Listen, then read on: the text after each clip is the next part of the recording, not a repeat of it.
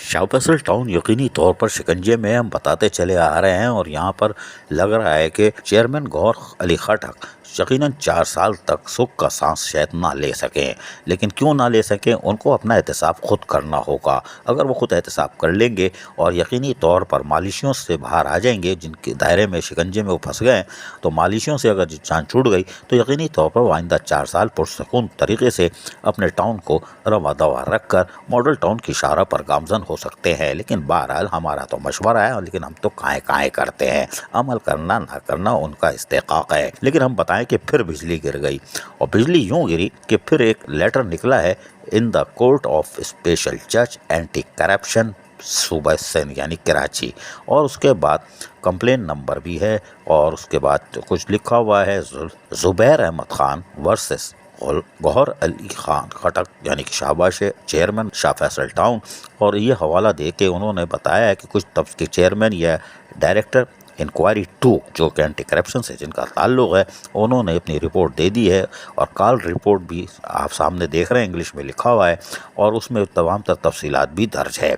इसके अंदर चेयरमैन गौहर अली खटक शाह फैसल टाउन के साथ साथ दीगर लोगों को भी नामजद किया गया है, और इनको तकरीबन आप समझ लें कि तलब कर लिया गया है 24 जनवरी 2024 को। जी हाँ, आज है 23 तारीख, 24 तारीख को इनको तलब कर लिया गया है ताकि ये आके अपनी पोजीशन क्लियर करेंगे। और इसमें लिखा हुआ है ऑनरेबल कोर्ट ऑफ स्पेशल जज AC कराची, यानी 24 जनवरी को एंटी करप्शन कोर्ट में मदऊ किया गया है। कल रिपोर्ट तो यही बता रही है। चेयरमैन शाह फैसल टाउन पहुंच जाएंगे, लेकिन अभी वो शायद अब गम में है।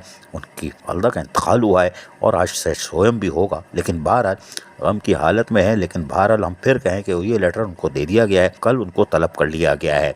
और इसके अंदर जो दीगर लोग हैं शामिल हैं, उनको भी तलब कर लिया गया है।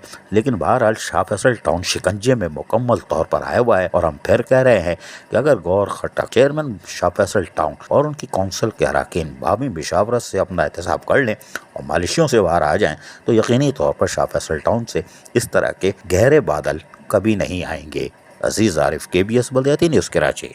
ऐसी ही खूबसूरत वीडियोस फ्यूचर में हासिल करने के लिए रेड बटन पर क्लिक करके और बेल आइकॉन को प्रेस करके हम सबके सब्सक्राइबर बनना मत भूलिए।